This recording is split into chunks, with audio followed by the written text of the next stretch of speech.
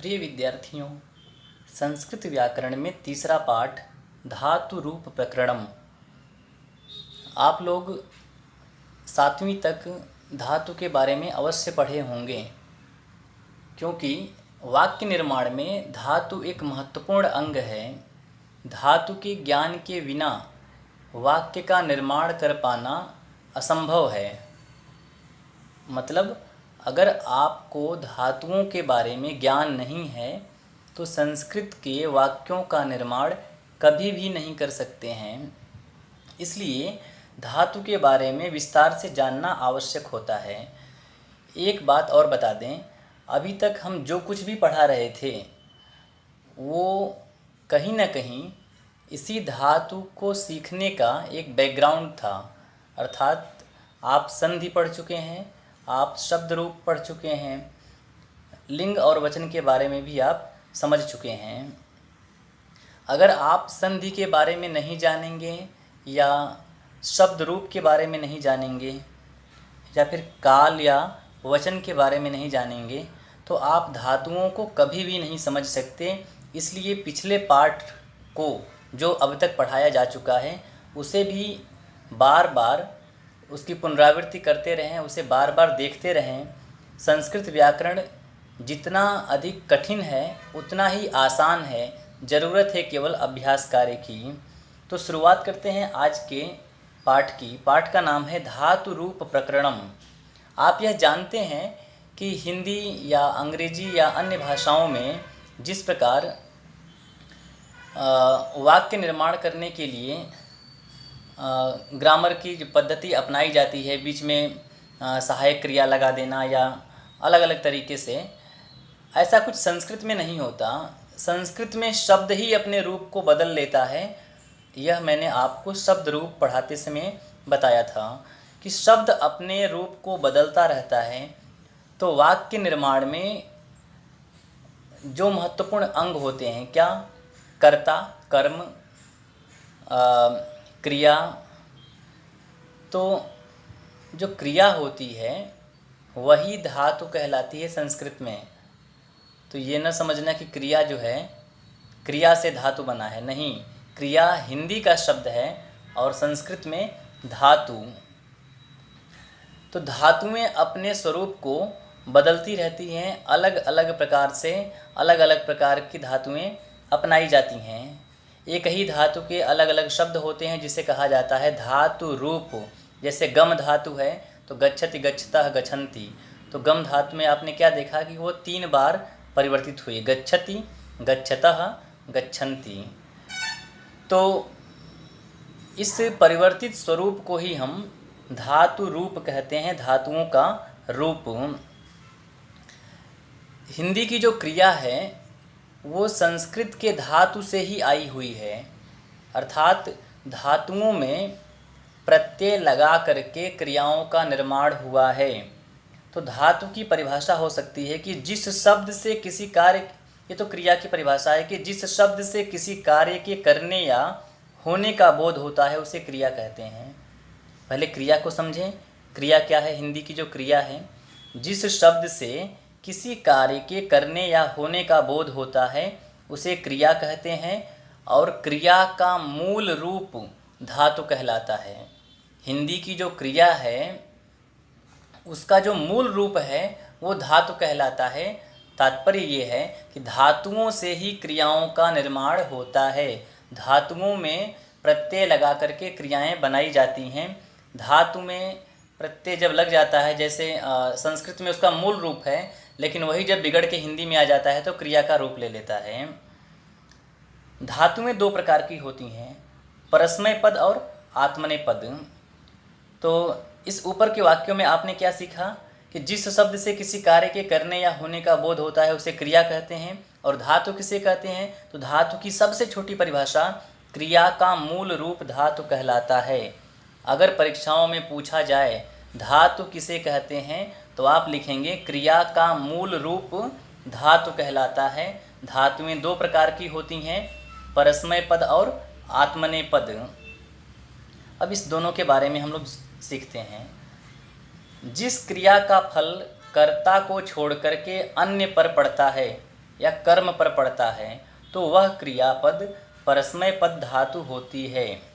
जिस क्रिया का फल कर्ता को छोड़ करके अन्य पर पड़ता है, कर्म पर पड़ता है, तो वह क्रिया पद परस्मय पद धातु होगी, यानी वो जो धातु है वो परस्मय पद के अंतर्गत आएगी। जैसे गम धातु, पठ धातु, क्योंकि जाना पढ़ना इसका फल सीधा जो है वो कर्ता पर नहीं पड़ता बल्कि कर्म है।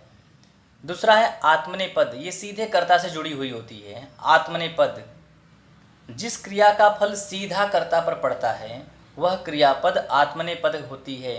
लभ, प्राप्त करना, प्राप्त कौन करता है? कर्ता। नी, ले जाना, तो ऐसी जो क्रियाएं हैं वो आत्मनेपद कहलाती हैं। फिर से सुन लीजिए, जिस क्रिया का फल कर्ता को छोड़कर अन्य पर पड़ता है तो वह क्रियापद परस्मय पद धातु होती है, और जिस क्रिया का फल सीधा कर्ता पर नहीं पड़ता वह क्रियापद आत्मनेपद कहलाती है। कुछ धातुएं ऐसी होती हैं जो दोनों पदों में चलती हैं, ऐसी धातुएं उभयपदी कहलाती हैं। कुछ धातुओं के रूप दोनों पदों में चलते हैं, ऐसी धातुएं उभयपदी धातुएं कहलाती हैं। अब धातुओं का रूप सीखने के लिए आवश्यक है काल का ज्ञान होना। तो काल कितने होते हैं? 3, वर्तमान काल, भूतकाल और भविष्यत काल। पुरुष, पुरुष भी 3 हैं, प्रथम पुरुष, मध्यम पुरुष और अन्य पुरुष, जिसे हम उत्तम पुरुष भी कहते हैं। लकार, लकार मतलब लट लकार, ये काल से ही संबंधित है, जिसे हम काल कहते हैं। काल का अर्थ होता है समय, उसे ही संस्कृत में लकार कहा जाता है। तो लट लकार अर्थात वर्तमान काल, लंग लकार अर्थात भूतकाल, लिट लकार भविष्यत काल, लोट लकार आज्ञार्थक के अर्थ में, आज्ञा देने के अर्थ में, और विधि लिंग लकार आज्ञा आदेशात्मक या चाहिए के अर्थ में प्रयोग होता है। तो अलग अलग लकारों को भी आपने देखा। आज की कक्षा में केवल एक लकार हम आपको समझाएंगे। अगर आप ठीक से समझ लिए तो किसी भी प्रकार की धातुएं हों सबका रूप आप आसानी से बना सकते हैं। यहाँ पर कुछ ट्रिक भी दिया हुआ है। शुरुआत करते हैं वर्तमान काल की, अर्थात वर्तमान काल अर्थात लट लकार। लट लकार वर्तमान काल, लंग लकार भूतकाल, लिट लकार भविष्यत काल, लोट लकार आज्ञार्थक के अर्थ में, और विधि लिंग लकार आज्ञा या आदेशात्मक या चाहिए के अर्थ में। चाहिए मतलब जैसे पढ़ना चाहिए, जाना चाहिए, तो वो जो है वो विधि लिंग के अंतर्गत आता है। संस्कृत में कुल मिलाकर के 10 प्रकार के लकार होते हैं, लेकिन अभी 8वीं की कक्षा तक या 9वीं 10वीं तक भी केवल 5 ही लकार पढ़ना होता है, जो पांचों लकार आपने सुन लिया। तो शुरुआत करते हैं पहले वर्तमान काल की, लट लकार की। यहाँ पर देखें इसका रूप कैसे बनाएंगे। तो इसके लिए ट्रिक है ती तह अंति, सी थह थ आमि आवह आमह। ये प्रथम पुरुष, ये मध्यम पुरुष और ये उत्तम पुरुष।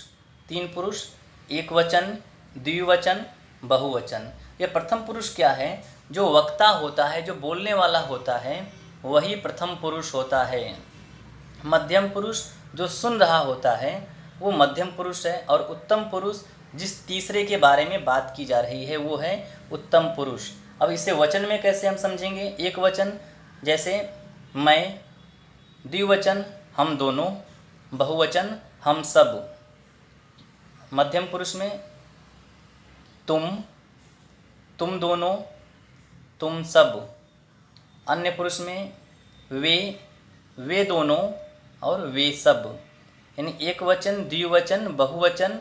प्रथम पुरुष जो बोल रहा है, जो वक्ता होता है, मध्यम पुरुष जो सुन रहा है, और उत्तम पुरुष कोई अन्य या तीसरा जिसके बारे में बात की जा रही है। तो ती तह अंति, सी थह थ आमि आवह आमह। अब इसमें रूप कैसे बनेगा? तो कोई भी एक धातु ले लेते हैं, जैसे पठ धातु। पठति, पठतः, पठन्ति, पठसि, पठतः, पठत, पठामि, पठावह, पठामह। अब इसे देखें कैसे ये जुड़ रहा है। आप संधि पढ़ चुके हैं, पठ प्लस ती, पठती। फिर है पठ प्लस तह, पठतः। और पठ प्लस अंति, पठंती। ऐसे ही यहाँ पर भी पठ प्लस सी, पठसी। पठ प्लस थ, पठत, पठथः। और पठ प्लस थ, पठत।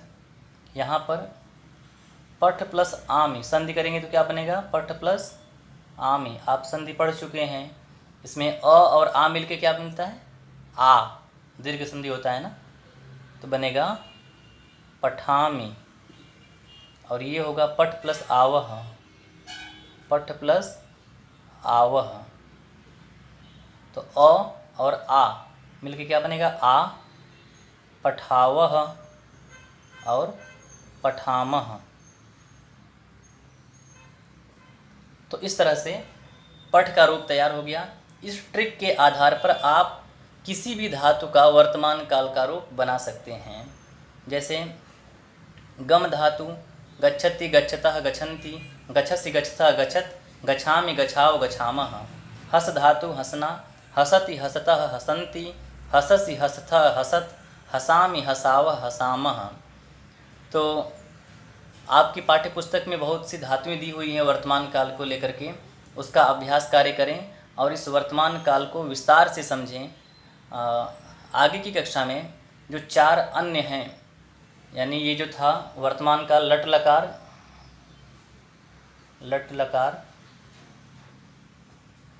फिर हम लंग लकार, लिट लकार, लोट लकार, सबके बारे में सबकी ट्रिक बताएंगे और विस्तार से समझाएंगे कि कैसे आप इस धातु के रूप को आसानी से सीख सकते हैं।